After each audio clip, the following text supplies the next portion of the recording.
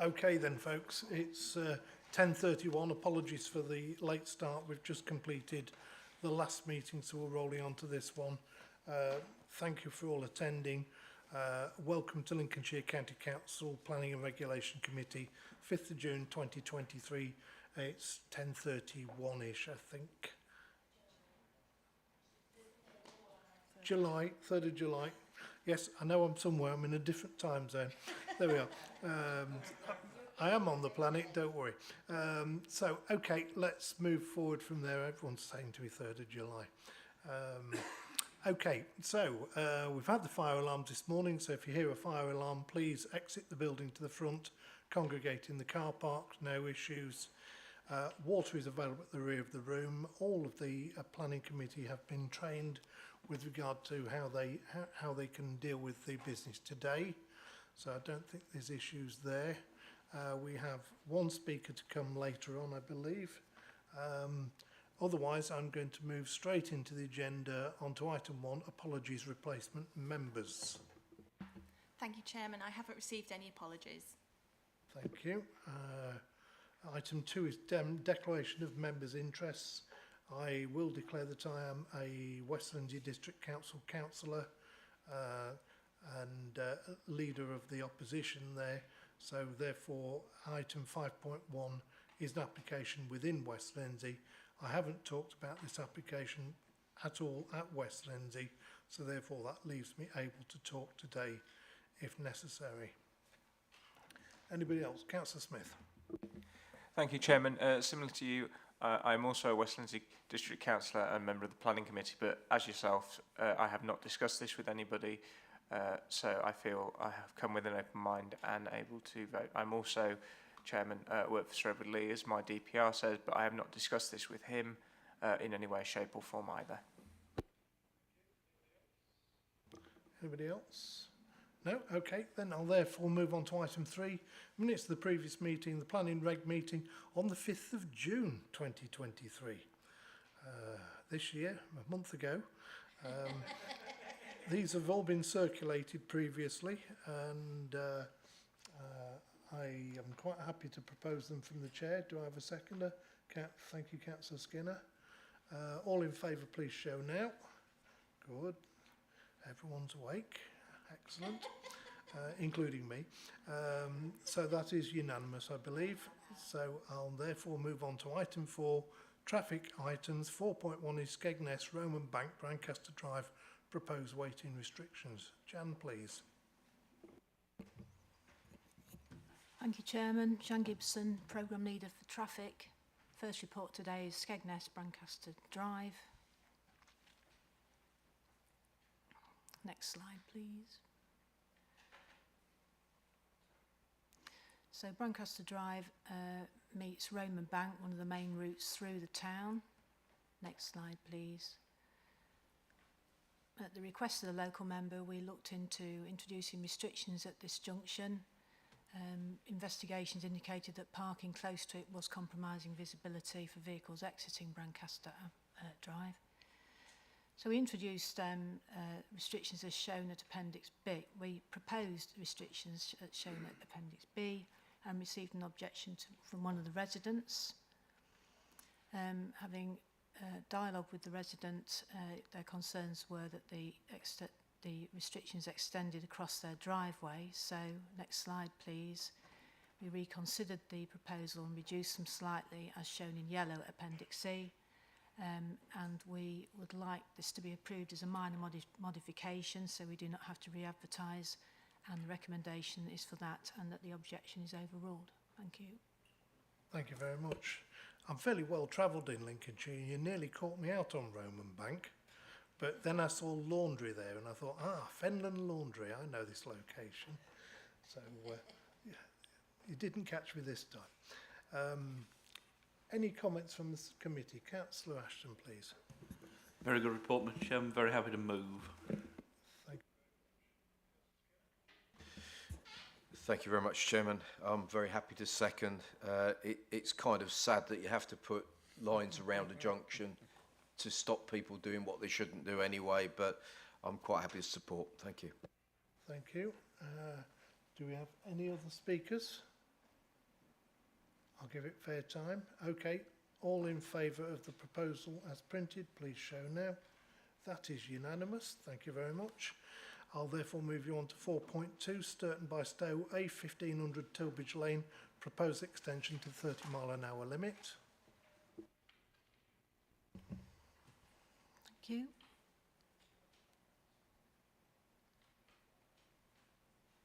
So this is on the A1500 in Sturton by Stow, coming into the village from the east. Next slide, please.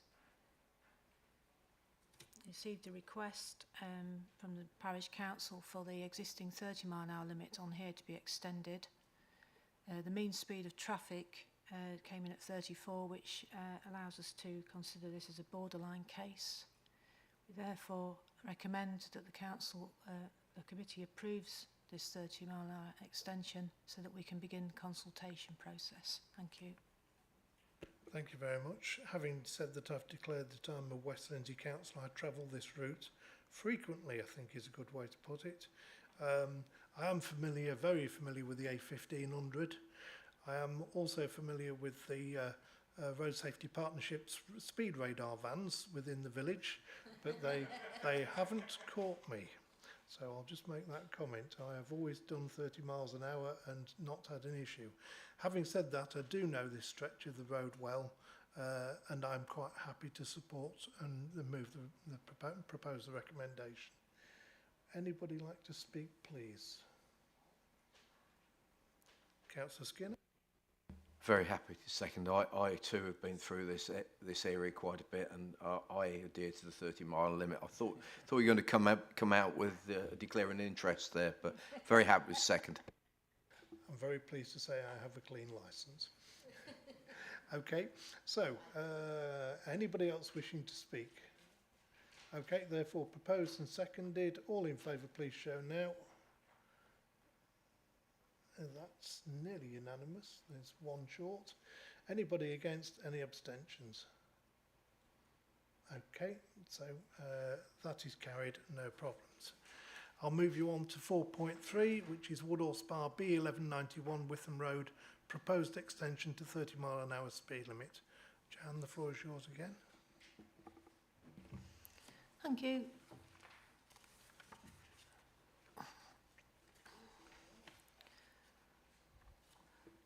So this report relates to speed limit on the B1191 on the approach to Woodall via Kirkstead Bridge. Next slide, please. We've received a request from the parish council for the existing 30-mile-an-hour limit to be reduced. The existing 40-mile-an-hour limit to be reduced to 30. We took a series of speed surveys along that route, and these indicated that the two further within the village, indicated that this could be reviewed as a borderline case. We therefore propose to extend the 30 as shown at Appendix B and request approval for the consultation process to begin. Thank you. Thank you. Again, this location, the road, you've just taken the graphic down, but that's no problem. The road going off to the north on that map is Green Lane. There's been a substantial amount of building along that over the last 30 years, I suppose. And there is quite a lot of extension within Woodall Spa within this location. Certainly all the way down Witham Road, there is a lot of housing along either side. I'm quite happy to move the recommendation. Councillor Ashton. Having had an unexpected site visit travelling this road this morning with the road being closed to Bucknell, I'm very happy to concur with everything you just said and second, Mr Chairman. Thank you. Anybody else wish to speak? Councillor Carrington. Yes, I wonder if we could just have that graphic back up, please, because I'd just like to expand on a point that the Chairman made, the one that showed the site plan. Chairman, you referred to historic additional development along there. And I think it's relevant to note, if you look immediately to the north of the area and to the right of the road, which is called Mill Lane, which is one that runs off almost due north from it, you see a white square. That white square has planning permission which is currently being implemented for more than 80 dwellings, and the smaller white square immediately below it, i.e. south of it, from memory is about a dozen, and the larger white square still to its right, that has consent for well over 200 further dwellings, and those will be built out in the course of the next few years. The long-term plan is that they will be linked in terms of highways so that there will not be access directly onto the 1191. However, my concern, and I share this with the parish council, is not only has there been development along the strip of the 1191, but this will inevitably increase pressure on the Mill Lane 1191 junction. That was, of course, all taken into account by highways officers when the planning permissions were determined. Nevertheless, I think that this 30-mile-an-hour limit is very important in practical terms to ensure the safety not only of today's residents and road users, but in the future. So I strongly support this. Thank you, Chairman. Thank you. Just for the sake of clarity, Mill Lane connects up to the corner, as you can see, beside the River Witham, and then it forks right onto Green Lane. And it kind of makes it quite interesting when you talk in terms of these housing allocations against Green Lane. So some of Green Lane will be lost at a point in the future. We'll wait and see. Anyway, proposed and seconded. All in favour, please show now. That is unanimous. Thank you. So therefore, I won't say anybody against and any abstentions because there is no movement. So that one is carried. Thank you, Jan. That's fairly quickly dealt with the traffic items. The next item is item 5, County Matters applications, and this one is, the next one is 5.1, application by Gate Burton Solar Limited for a development consent order to install solar PV panels. I'm not going to read the full statement out, but it is here, and you have had the report for quite a bit of time to read. So I'll therefore move over to Mr McBride, who can introduce the item. Thank you, Chairman. Good morning, councillors. Yeah, this item before us today, before I talk on this one, I just want to give you a little bit of background. So over the last 12 months, councillors will have remembered that we've had presentations from a number of developers who are bringing forward applications under the National Significant Infrastructure Projects Regime or Development Consent Orders, and they have come to the committee and done presentations on their projects prior to them being formally submitted to the Planning Inspectorate. One of those proposals, as well as the one before you today, Mallard Pass, the Executive Portfolio Councillor has asked that I draw your attention to the fact that an objection has been made on that project as well. Due to the timescales set by the Planning Inspectorate, it wasn't possible to bring that report in front of you to get your formal comments on the application and the Council's local impact report. The deadline set by the Planning Inspectorate didn't allow us to bring it in front of the Planning Committee, and therefore the executive portfolio holder made a decision with a report that was prepared for him. So I just wanted to make you aware of that, and he also asked that I brought that to your attention this morning. So if we come back to the paper before you for Gate Burton, I think the first thing just to make you aware of that this paper is seeking the council's observations on this project. We are not the decision makers. That will be undertaken by the Secretary of State in due course. The process involves an examination of the project, which will be undertaken by an examining authority that has been put together by the Planning Inspectorate, and that process starts tomorrow. In terms of the council's involvement, there is a statutory requirement that the council produces a local impact report, and that report will set out the council's sort of views on the project.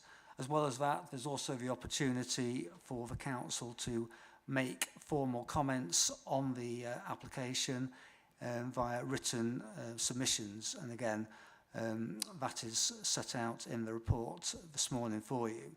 So I just want to make clear that the council isn't the decision maker on this application. It is its role is to submit a local impact report and formal comments which will be taken into account by the examining authority through the examination, and in due course that will be reported to the Secretary of State, who will make the ultimate decision on the application.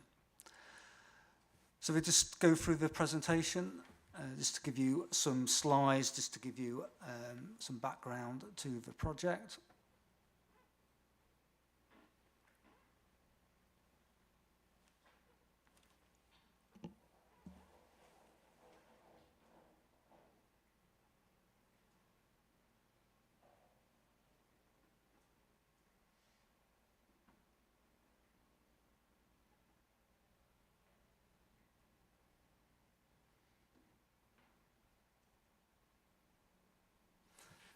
Okay, thanks for that. So the presentation won't be as detailed in terms of the information that we normally provide in terms of applications that are brought to the committee, where the committee is making the decision on the application.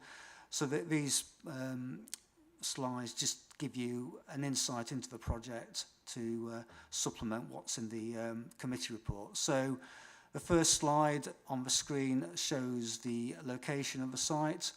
You can see that where the area subject to the application is.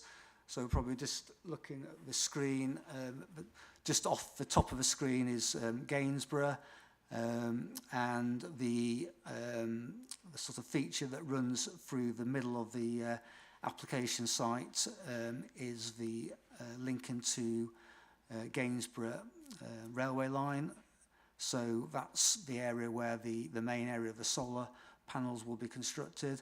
And from there, at the bottom, you'll see the red line corridor, which represents the proposed cable route, which will lead from the area of the solar panels and the battery storage to the power station at Cottam over the River Trent, which will is where the scheme will link into to provide access into the national grid. Next slide, please. So the next three slides are just a series of slides to show a little bit more detail of the areas of the solar panels, to give you an idea of the size and location.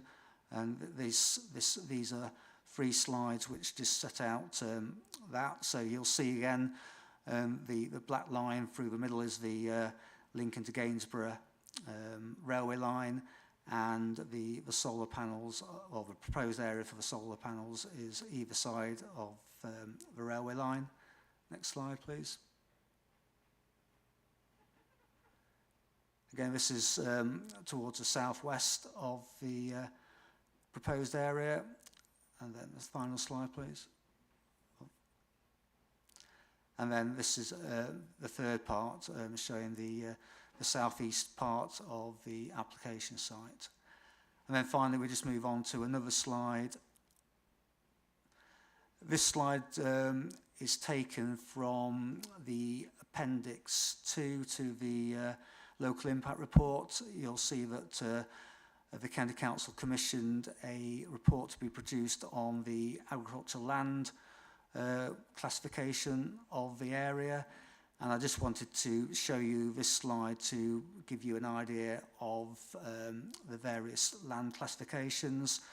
So the light green is the area that has been identified as grade 3B, and the dark green is the area that has been identified as grade 3A, which is classified as best and most versatile agricultural land. So that slide is in the report, or the appendix to the local impact report, and I just wanted to draw your attention to that. Okay, so in terms of the report itself, as per normal, we've set out some background in terms of the process, the development consent order process, and then some information about the development itself. Again, as we're not the decision makers, there isn't the normal amount of detail that you would normally get when applications are brought to you when you're being asked to make that decision. But I think it's helpful to have that background. And then the report then continues with the results of the consultations that have been undertaken internally in terms of the various specialisms within the council, and 2 additional consultees that we have commissioned to provide information in relation to the landscape and visual impact of the development. The council commissioned a landscape consultant to produce a report on the impact of the development on the local landscape and its visual impact. The committee papers that came round last week, they didn't have the full report that had been produced by the landscape and visual consultant, but that was forwarded to you with the update on Friday. So hopefully you've had an opportunity to have a look at that report now. And also, as I say, the council commissioned a consultant to review the agricultural land classification information that the applicant had put in their application, and the results of that review are also set out in the committee report. And again, there's a more detailed appendix to the local impact report, which sets out in detail the reasons for coming to the conclusion that the agricultural consultant did in respect of agricultural land classification. So I won't go through all the other consultee responses that are in the report. I think that you can see those for yourself. Again, just one that was included in the update on Friday, the views of the local county councillor, Councillor Booteroyd. You'll see in the update the comments that he's made or has asked to be brought to the committee's attention this morning. So hopefully you've all had sight of that. And then moving through the report, you'll see that there's a little bit that's set out in relation to decommissioning, the decommissioning stage of the project.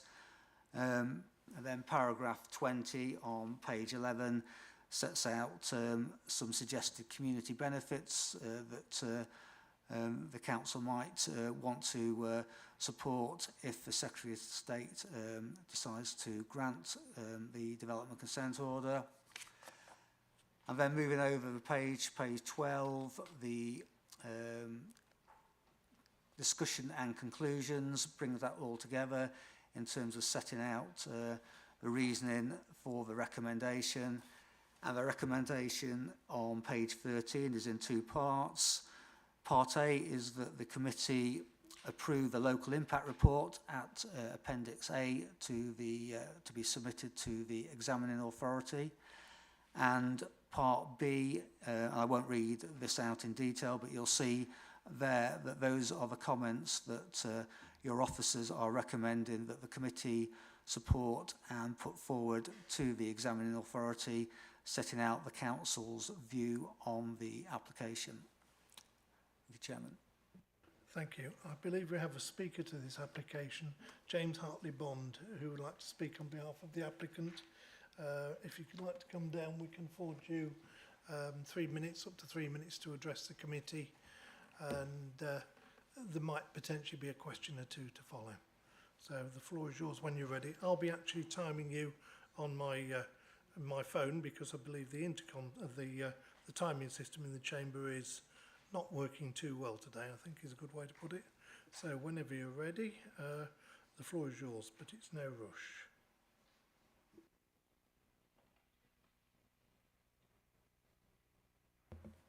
Thank you, Chairman. Firstly, I'd like to thank your officers for their effort their diligence and professionalism in working with us throughout the preparation of our DCO application for Gateburton Energy Park, and for the presentation of a broadly fair local impact report. It's pleasing that there's a number of areas where the positive impacts are recognised, notably the significant amounts of clean, renewable energy created which will power well over 150,000 homes per annum, and reducing CO2 emissions by 8.5 million tonnes. Alongside this, I'd also just like to point out that we're delivering one of the lowest cost forms of electricity generation, thereby making a contribution to all of our bills. The project as proposed would also deliver an estimated biodiversity net gain of 70% for area-based habitats, 37% for hedgerows, and 14% for river habitats. Also noted are the opportunities for employment and additional spend in the area during the construction phase in particular. There are a number of areas where only neutral impacts or no issues have been found, including highways, flooding, minerals, Lincolnshire fire and rescue, and cultural heritage. The Gateburton project team have worked hard to reduce impacts. We have removed solar panels to provide buffers around historic assets, watercourses, properties, and to reduce ecological, landscape and visual impacts. Indeed, as commented in the report, there is a continued dialogue with the Council to explore a reduction in vegetation removal around accesses, which we hope to reach agreement on. We're encouraged that the local impact report indicates only a limited number of areas of concern or remaining concern. Regarding the use of agricultural land, whilst it represents a long-term use, it is reversible, and taking land out of intensive farming has benefits for soils.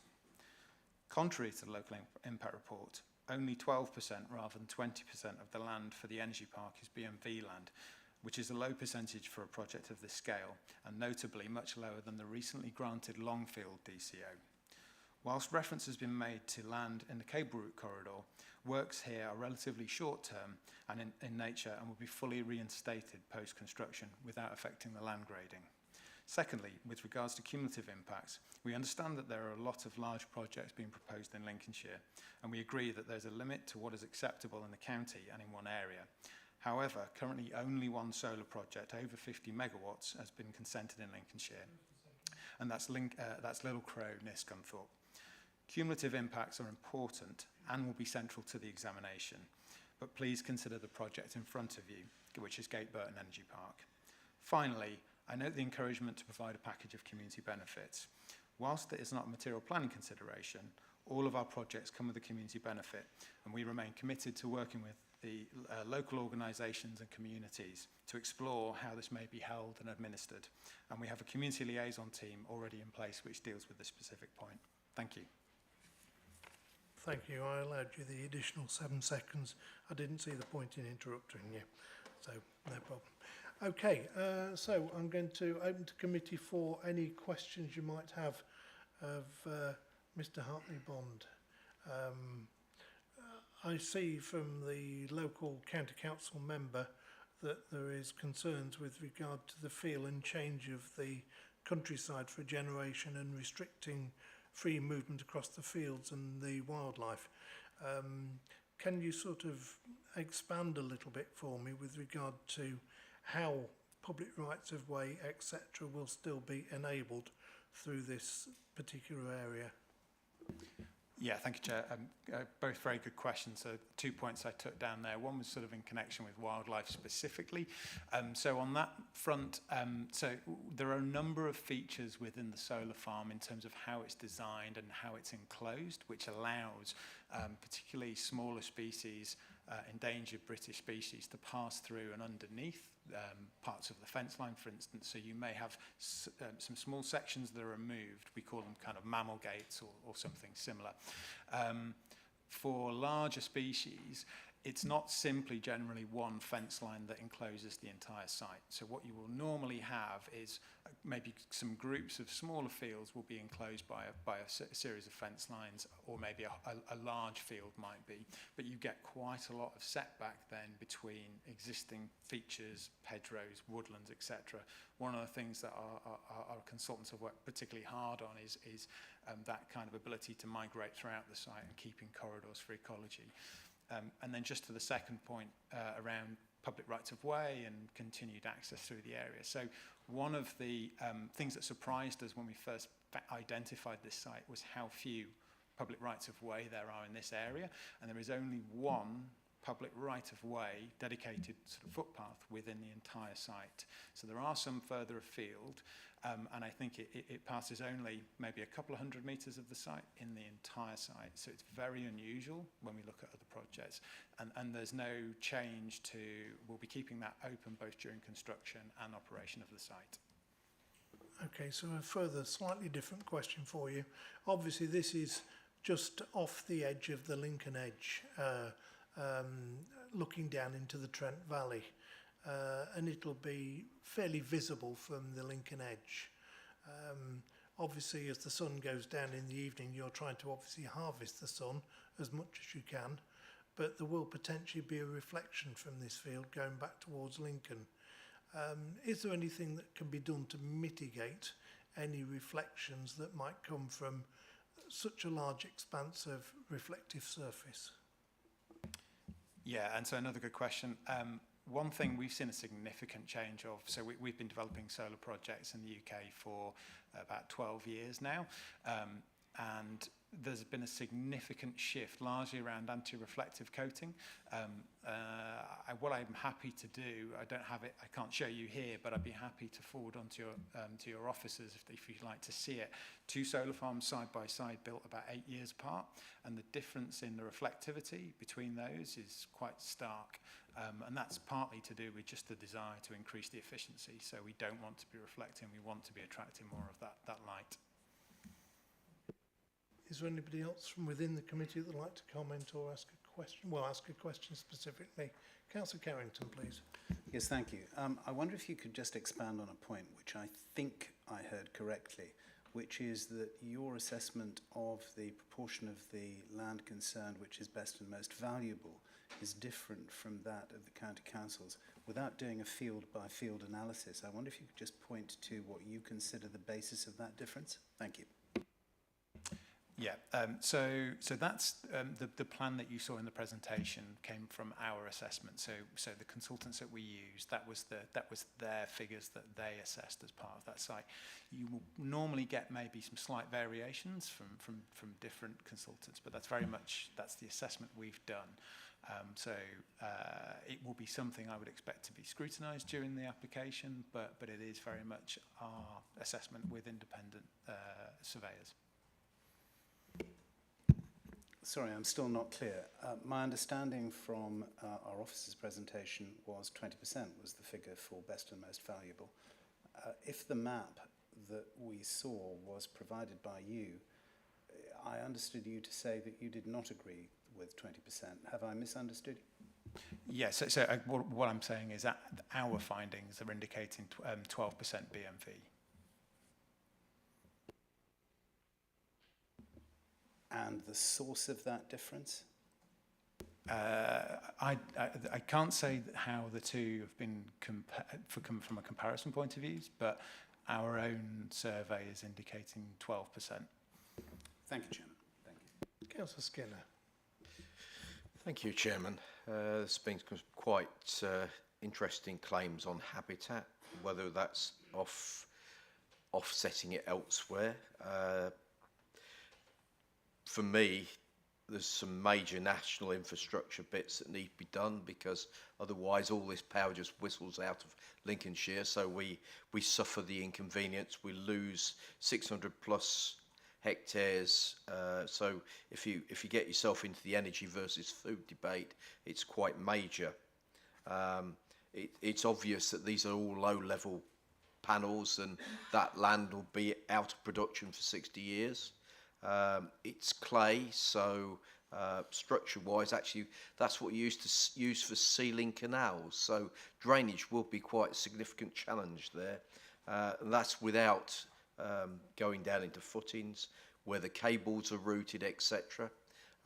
There's been a lot of work in this county because we've had some like Triton, Viking, etc. A lot of learning there in how far cables need to go, underwater courses, etc. And probably you need to understand that cables, just like bog oaks, come to the surface. And if some, the claim that agriculturally it's going to be all right within a couple of years, I really find quite interesting, because from controlled traffic experiments in fields, you will find that if somebody's heavy with a tractor, you can see the impacts in the field for probably 10 plus years. So I really do find it bizarre that you're going to churn it all up like you are and it's all going to be all right next week. I find that really quite challenging. But for me, it's actually 600 acres where other places in the world that they lift the panels and get animals grazing underneath, they get another, but there's nothing in this at all to support that. And really, the other concern is you're going to put all this in Lincolnshire and it's going to whistle out the county, and there are places in Lincolnshire that require power, require infrastructure, and none of this is done. So let's take it from Lincolnshire but not give anything back. Thank you. Would you like, can I come back on a few points? Will that be okay? Yeah, look, there's some really good points in there. I think I entirely take the point about the location. It kind of comes back to what I was saying about maybe the number of projects in the area. We appreciate that there's an awful lot at the moment. I think one of the things members may be aware of, I think you probably heard before, is it's the availability of grid connections in the UK generally, which is the constraining factor. Something which is making the national press is something we're seeing an awful lot of around inability to connect projects for 10, 15 years now in a lot of cases. So whilst that is ultimately the driver, we can only go where the grid connections are. And yes, these are sort of nationally significant infrastructure projects, and of course that means it's flowing into the larger network, i.e. national grid. But collectively, it's doing things such as reducing all of our bills. So I come back to one of those points about in terms of if we want the lowest cost form of electricity, solar is on a par with the lowest cost form of electricity that can be generated. So that sort of collectively feeds into all of our bills. But there are some more local benefits, and it's sort of touched upon around, because we're talking about ultimately a 2 to 3 year construction. That's quite a long time in terms of being able to leverage in direct jobs and things through the supply chain for local suppliers of things like aggregates, fencing, landscaping, some electrical trades, some labouring trades and that sort of thing, as well as support into the local area through additional spend. Of course, when it comes to the soil, I wasn't sort of suggesting it's just an easy job that you can just put the cables in the ground. There's an awful lot that goes into that. And one of the key things is about, and one of our planning requirements also for this process, really a planning condition, is directly linked to how both the site itself is developed in relation to managing the soils appropriately, and also within the cable route. Probably one other point I was going to pick up was just around, just to confirm, so the panels are raised. So we are looking at grazing, and it is indeed one of the preferences we have for the management of the site. So they are raised off the ground, so the minimum height would be 900 millimetres, so sheep can get underneath there. And so that is very much part of the proposal. Thank you. Thank you. The other bit is the claim that in 60 years' time that you're going to remove all the concrete out the ground and it's just going to be like it is. Nobody has, from any of these energy projects, whether it's onshore or offshore, has done anything, and most likely what will happen is we'll just be left with a blight. Yeah, if I may come back on that as well. So there is, again, built in, so again, one of our requirements is for a decommissioning plan. We also have, with all of our projects, a decommissioning security, so essentially a bond or equivalent, which is there, which is also held to help decommission those projects. So as I said, there is a requirement in there, and there's a protection to ensure that can happen. There is a certain amount of crystal ball gazing about how we will need our projects in future, or how we will get our energy in future, as to what may happen ultimately. But from a construction point of view, solar does come with, from an energy point of view, it's one of the least invasive and requires the least amount of concrete foundations, for instance, compared to a number of other technologies. And certainly for 95% plus of the site, you're talking about piling of steel structures to hold the panels rather than concreting vast areas of the countryside. So the actual processes involved in removing that are far easier than decommissioning other types of projects. Still remains nobody's actually done it yet. Okay, I'm going to move on from that because this isn't a debate. This is questions of the agent with regard to the site. I'm going to move on to Councillor Ashton, please.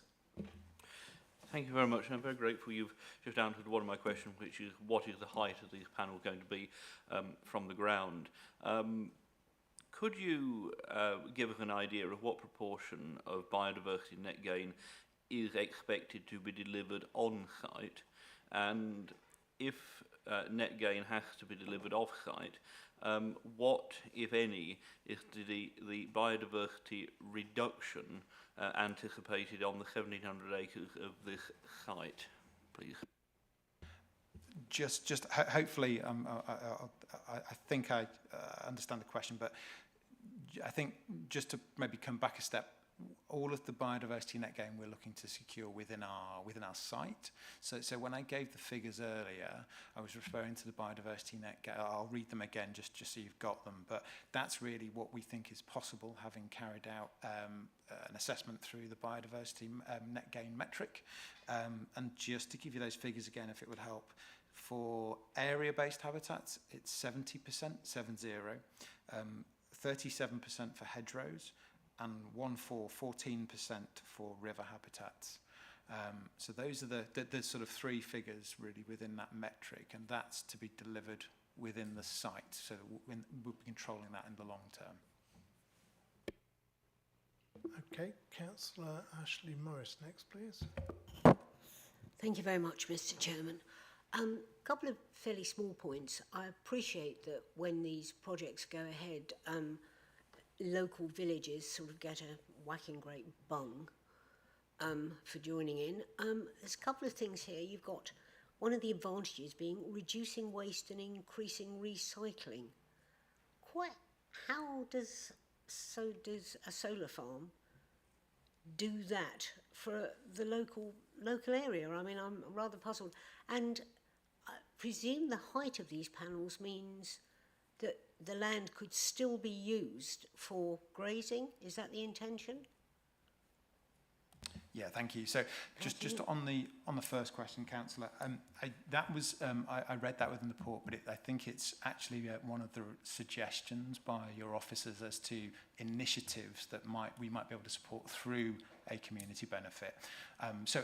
What it might mean in essence is there will be, as a county or as districts, you may have initiatives to actually increase recycling or reduce waste. Now, in order to do that, there may be a requirement for some funds to do that. That was how I read that particular comment within the report, but that came from officers rather than ourselves, just to clarify. And yes, just on the second point, yes, the intention there is to graze underneath. So we've got that height to allow sheep to graze underneath. Thank you. Yeah, because it's demonstrable from Google Earth that obviously that land is farmed and used at the moment, although it's apparently designated as of low value. And I mean, it's obviously of some value because someone's taking the trouble and expense of farming it. So it could be used for grazing sheep, obviously nothing much taller, and presumably no deer would better get under it apart from muntjacs. Okay, fine. Thank you very much indeed. Okay, I don't think there's anything that needs answering there. Is there anybody else with a question of the applicant or the agent? Or okay, well, thank you very much. That's a slightly different way to how we normally deal with it. But there again, the application is slightly different too. So thank you. If you'd like to retire, I'll therefore open it to committee and see if there's any debate that the committee would like to make.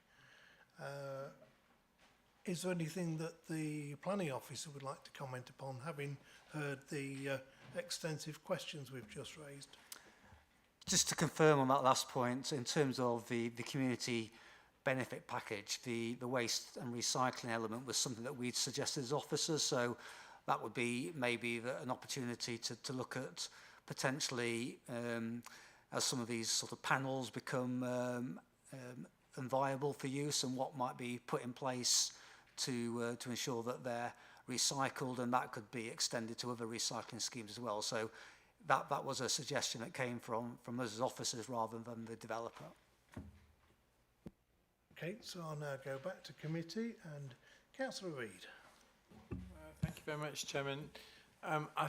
Note the importance and inclusion of comments, and I'd like to say that having looked at several other solar applications within this, it's going to the Secretary of State.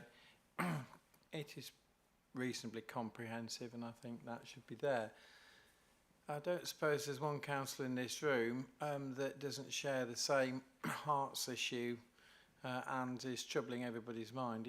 It's not particularly probably this application, it's a number of applications, and the lack of policy to regulate how many in density terms is actually being sought through Lincolnshire. And that, I think, should be expressed still as a major concern, because whereby which we have absolutely no jurisdiction over it. It's what we are all hearing. It is the main anxiety that the residents that live in Lincolnshire are actually enduring. And there was some mention at the start of this morning to do with the Mallard Pass application, where emotions are similarly equally as high. The situation is absolutely no different there with the agricultural land to this one. But that's only just touching at the surface of the number of applications that we've got in Lincolnshire, and somewhere along the line we need some assurance from the Secretary of State, or in a number of these applications, that it isn't that they're all approved on their own individual merit, because we will end up with a terrible imbalance of Lincolnshire. When I listen to Councillor Skinner about the fact that these energy collections, which we understand about solar, we understand about the energy requirements, but it just seems to leave us all with anguish as to where we actually are with the collection from our particular county, which is very much the breadbasket and agricultural heartland of our food industry. And I understand about having these solar panels at 900 high and being able to graze sheep underneath them. I do wonder sort of what quality of life stroke quality of production sheep grazing under these panels will actually transpire to be as well. But that's for another. I don't want to dilute the concern as to the density of these particular applications, and we just don't see a national policy, we just don't see a framework of how the collection of these sites across the whole of England as a whole, or of the UK, actually there just doesn't seem to be some correlation and methodology of how we should collect the energy from the sun and deliver it into our homes. Thank you. So, Mr McBride, it's the cumulative effect, not necessarily of this one, which is quite a substantial farm, but it's all the other ones. Whilst we establish that there is an excellent connection point just to the west of this area across the Trent, which has been vacated by the coal-fired power stations, it's the cumulative effect, and certainly the cumulative effect of these in West Lindsey, but going further south into the other parts of the county. Do you have any response to that, and how the government might be responding to that question? I mean, it's certainly one of the main questions I think that need to be looked at through the examinations of these projects. I think clearly at the moment it seems to be almost market-led, that whilst the government might set a national level of the amount of solar that it thinks this country should deliver through solar projects, there doesn't seem to be very much in terms of a plan-led system as to how those projects are then delivered on the ground. So clearly in Lincolnshire we've got 12 solar projects at various stages of the development consent order process, and that's one of the questions that we will be asking the examining authority, particularly for Gate Burton and for the other projects that come forward, about how the examining authorities will take those into consideration, because I think there is a danger that whilst any one of these might be acceptable on their own, if you ended up then saying no objection to that one, and then the next one, if you just looked at each one on its own merits, then the sort of feedback from the community or from the council might be that we don't raise any objection to these projects. But clearly, when you look at them holistically and the number of them that have come forward and the potential impact from those cumulatively, then that is a consideration that we think is vitally important that the examining authority take into account. How the Secretary of State ultimately deals with these in due course, clearly, as I said at the start, Mallard Pass has commenced its examination journey. Gate Burton commences its journey tomorrow.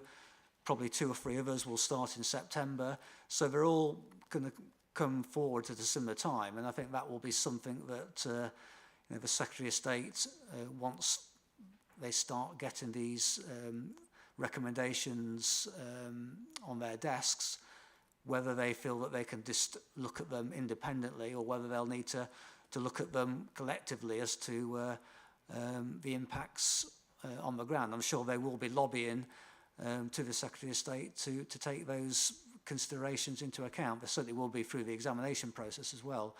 But I can't give you a definitive answer as to how the government is currently planning to deal with these projects, the number of them in a small geographical area that we've obviously got in Lincolnshire at the moment. So Reid, you wanted to come back? Yes, from the point of view that it sort of sings in my head, and any councillors that, and most of us do, sit on planning committees, we are always under a curfew and reminded legally that we look at individual cases on their own merit in planning. And I think it's very poignant that you should actually describe to us exactly what the situation is. Where that takes my method of thinking, Chairman, is perhaps this is a situation that is very different to other planning applications, and perhaps where we need to be is we perhaps need to be asking our MPs as to what interpretation can be about the solar wind farms collectively, rather than on their individual situation, because I was aware of 11 applications. I've been corrected, it's now 12.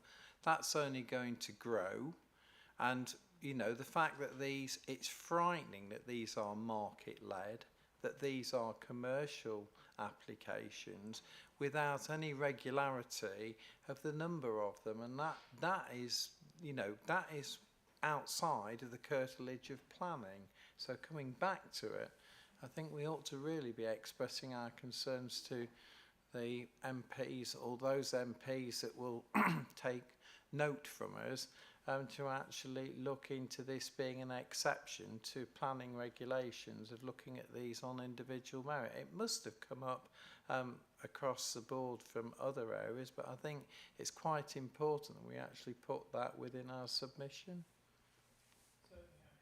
I hear what you say. If this was a district planning committee and we were dealing, let's say, with supermarkets, there would be a sequential test with regard to which supermarkets and which ones would take a priority. And once you had a given level, you would then be able to say, well, we have met demand, we wouldn't be able to deal with anything else beyond that. So unfortunately with this, we cannot do anything, can we, Mr. McBride? No, that's true. I mean, as I say, you know, through the examination for Gate Burton, which starts tomorrow, we will be asking the examining authority to make sure that through their examination process that they do have a methodology for looking at these other projects that are certainly in West Lindsey and also across the county as a whole. So we've certainly drawn the examining authority's attention to that, and we've suggested that perhaps when this particular sort of legislation was brought into play back in 2008, I suspect there wasn't ever an expectation that you'd have so many national infrastructure projects in such a small geographical area at the same time. So perhaps the sort of regulations that were put in place at that time didn't really envisage a situation which we currently have. And again, that's something we will be drawing to the attention of the examining authority to mention that to them and ask how they're proposing to deal with it. I can't obviously give you the answer yet, but you know, that's something we will be making submissions to them about tomorrow. So I've now got 4 speakers queuing. So the next one will be Councillor Smith, please. Thank you, Chairman. Several points. Firstly, as Councillor Skinner has already said, point 18, to my mind, in the officer's report is mute, as once the concrete's set down, it's stuck there. It's not going away. It's going to reduce the quality of the land that it's underneath. As has already been alluded to by Mr McBride, we have 12 NSIPs in Lincolnshire. We have seen from the war in Ukraine the impact that has had on food supply to this country. If we do this to the nation's breadbasket, this is not a regional issue, this is a national issue. And it should be, and in our submission to the examining authority, it shouldn't be down as a regional issue as it currently is. To my mind, this is a national issue because we give the majority of food in this country to the rest of the UK. And if we are building on these lands, then we aren't going to be able to do that. And you are going to get to a point where people aren't going to be able to afford food because the price is going to go up even more than it already is. Secondly, Chairman, and I know I've asked this before at West Lindsey at one time or another, can Mr McBride, if he's able to tell me the difference between 3A and 3B when it comes to best most versatile agricultural land? Because when I asked this question previously, the reply I had was, there isn't really a difference, Councillor Smith, it's just a legislation difference, but in practical terms, there isn't really much difference. Additionally, Chairman, it said this site will run for 60 years. Well, as we know, the average useful life of a solar panel before its replacement is 20 years. It doesn't take a mathematician to know how often they're going to have to replace that and the issue that's going to cause because there is no facility to recycle such materials at present. As has already been said by Councillor Reid, this is deeply disturbing. And as actually Mr McBride says in the report, the national policies for EN1 and EN3 do not mention solar at all. So how are we, as a planning committee, even though we are not the decision maker, how are we supposed to send something to a decision maker where there is no national guidance for this? This was never envisaged on a scale, as you've already said, Chairman. This was not envisaged in the 2008 regulations to have 12 NSIPs in the space that we've had in Lincolnshire. It's absolutely crazy, Chairman, and we have to do all we can do, I think, to get some semblance of common sense. And I think, as Councillor Reid said, that does start with our MPs, but we've got to do something now as well, because any change in legislation will take time. We need to do all we can do now, because if we don't, Chairman, and all 12 of these are granted, we're going to have big problems nationally, not just regionally here in Lincolnshire. And I think they absolutely have to take the cumulative impact into account, because as you've given the good example, Chairman, already, if they don't do that, we're going to be awash with solar farms, and this country isn't going to have sufficient food. And it is a case of, oh, you've got the energy, but now you can't eat. And that debate has to be had, Chairman, because that's the reality. And if it isn't had, then, ultimately as councillors and other bodies, what are we here for? Mr McBride? I'm sorry, Councillor Smith, I can't give you a definitive answer between what's grade A and what's grade 3B. I mean, there are sort of methodologies that are undertaken in terms of borehole samples and things like that, and I guess the results of those samples are then put against criteria that's set up for what's grade A and what's grade 3A and what's 3B, and then that's how that's determined. But I can't give you anything more sort of scientific than that, I'm afraid. Councillor Ashton. I think if I can help Councillor Smith, when you're getting to grade 3B, it's what we call rummoed land. And if you are looking to put panels anywhere, then it is far, far better to put it on 3B than it is the better silt that we have and enjoy in Lincolnshire, some of which you could farm with 2 tomcats and a penknife. You couldn't this. However, I think it comes down to two things here that we're obviously debating. I think one is probably beyond the remit of this committee, and probably belong beyond the remit of planning in the spatial sense, and more a matter of national policy and national energy policy. And I mean, for my part, it's probably irrelevant to this point, much as though I am as keen as anyone to save the polar bears. Carpeting Lincolnshire and solar panels, to me, seem to be a suboptimal way of doing it. But that's national planning, that's national energy policy, that's not the bones of the issue that we're dealing with today. I fully support the point that I made on page 13 of the papers and the recommendation, the reasons set out there.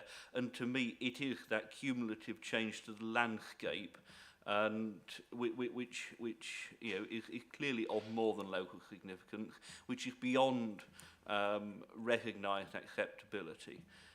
And I would say that in terms of this one application on its own merit, not just the cumulative impact of a number of these similar applications across Lincolnshire, which is in of itself deeply, deeply concerning. Of itself, this is an application for 1,700 acres of solar panels, and we are told that it is for 60 years.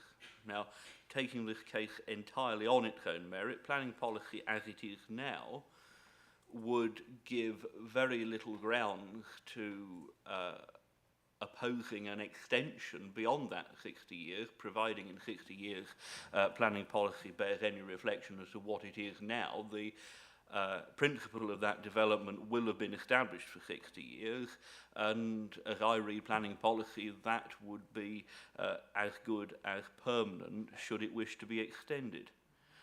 And I see this not just as some kind of green energy development which comes with it all kinds of good feeling, I'm sure.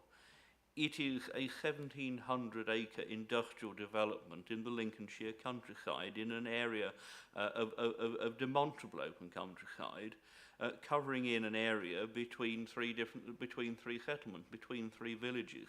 It is of a size and scale that, genuinely sitting here and looking on Google Earth, I find it really, really hard to comprehend. And were it not for the time constraints that have been imposed upon us by the NSIP process, I'd be wanting to go and have a look at this just to try and get into my mind how big an area and what the impact would be on sightlines from different locations. And perhaps, Mr. Chairman, it's something we could probably consider if we've got more of these coming in the pipeline, to go and have a look. I don't think that would necessarily change my view in this case. I can see sufficient from the screen here to support the conclusion that that our officers have come to.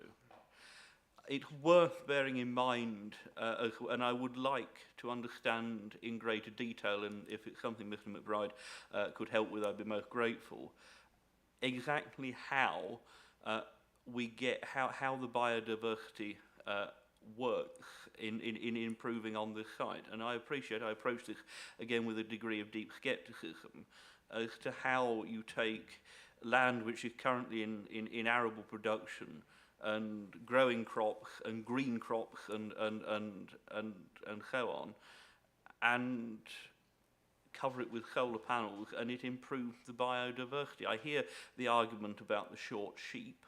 You know, I mean, the point is that grass needs sunlight in order to grow and to thrive. And above this grass is solar panels that are designed by their angle to harvest the absolute maximum amount of sunlight falling on those fields. Therefore, I can't see the grass thriving. Therefore, I can't see the sheep thriving until they've grazed what few green blades have pushed through the surface. And you know, this argument genuinely doesn't seem to stack up. The only viable connection I can see with sheep is when 400 odd years ago, an awful lot of rural Norfolk was depopulated, people kicked out of their houses, kicked off of their farms, to make use for, at that point, with a new massively productive wonder crop, which was sheep. I see a disturbing parallel that if national energy policy suggests that we continue to go in exactly this direction without any application of sequential tests and other restraint, is that you genuinely end up at a position where you say the land in Lincolnshire, it's rum old stuff on this side of the county, it's not worth doing anything else with other than carpeting it in panels. To, as I come back to the point that I started with, great detriment to the landscape, great detriment to the local character and rural character of this area. And for that reason, Mr. Chairman, I'm very happy to move the recommendations on page 13 and 14 and support comprehensively the conclusions that our officers have come to. Thank you for your comments, Councillor Ashton. I'm sure this might be something for Mr McBride to respond to there, but what we must remember that this is a 60-year application, and whilst you've been making your speech, I've been looking around the room to examine how many of the councillors and individuals in the room will be here in 60 years' time. So who will actually do the enforcing? Because it more than likely won't be us. I'll still be here, thank you very much, Chairman. I know most of you might not be, but I'll still be kicking. Thank you very much. But then just taking into account the comments you've made about the fine land around the southeast of the county in the Boston area and silt land, which is excellent. But again, we've taken into account the flooding scenario and the tidal aspects and the sea defences. And we wonder in 60, 100, 150 years' time what the coastline of Lincolnshire might look like. So although it might be, as you put it, rum old land in some parts of the county, it might be the only land we have. So, you know, important issues there. Mr McBride, any comments? Councillor Ashton asked about the biodiversity and whether I could sort of make much further comment on that. Unfortunately, I can't really sort of test or give you an answer to the sort of applicants, the credibility in terms of what you've heard this morning about, you know, how sort of likely that is. I mean, that will be tested through the examination, and I think we can rest assured that the examining authority will look at that in detail to make sure those sort of suggestions are credible, or those proposals are credible, and that they are robust. But I can't give you any sort of immediate response this morning to say whether those sort of the things that you've heard are credible in terms of being able to be delivered. Councillor Skinner. Thank you, Chairman. Very interesting points. I think grade 4 is obviously CAC. That's what that's described as. But some other points about cumulative effects. We've had a lot of digesters approved by this committee. And with that, there's also a high percentage of land that's actually growing energy crops. So it's not just solar panels. Lincolnshire is making quite a contribution to the national picture. So that really needs to be noted as well. Quite happy to second the recommendations. I think the officers has obviously put an awful lot of time into this and noted the points of my colleague, Councillor Ashton. Thank you. Thank you. I don't believe there's anything for you there, Mr McBride, is there? Okay, final speaker on this one, Councillor Ashley Morris. Thank you very much, Mr Chairman. Really, just to sort of actually sort of go over again what Councillor Reid said, is it possible for us to actually make recommendations to our various MPs to try and get, because every single application that comes in has always got all these jollies for the villages, this, that and the other, this is going to work, that's going to work. And we could find we've got another Sinclair C5 that looks like a bloody good idea, right up until you drive one and get peed on by an Alsatian. It's really not, you know, we don't have proof at the end of these that any of these things will work. Really that satisfies any of us, I think I can almost say. So could we do that from this committee, actually make a recommendation to our MPs that they get a definitive idea of how many more acres and acres and acres of what was called the vegetable basket of England are going to be used just for cooking it? Thank you. I'm sure Sir Clive Sinclair's design team many years ago probably didn't think of the aspects you've just brought up, but point noted.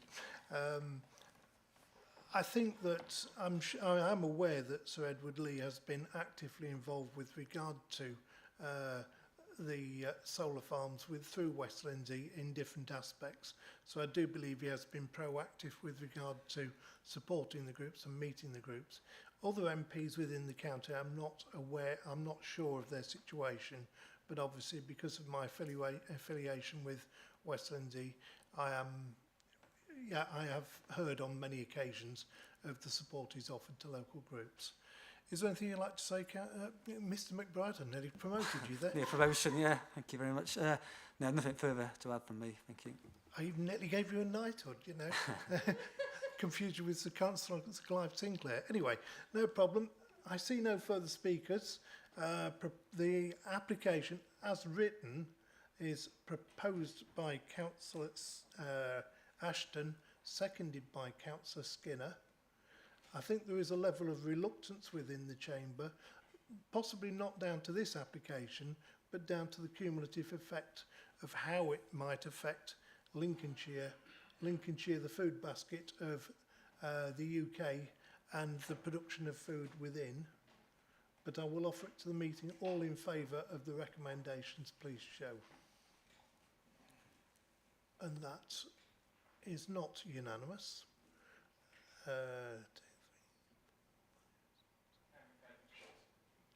Those against, please show. 1 against, no abstentions, so therefore that is carried. Okay, well, thank you for an interesting debate, and it's been a slightly different debate.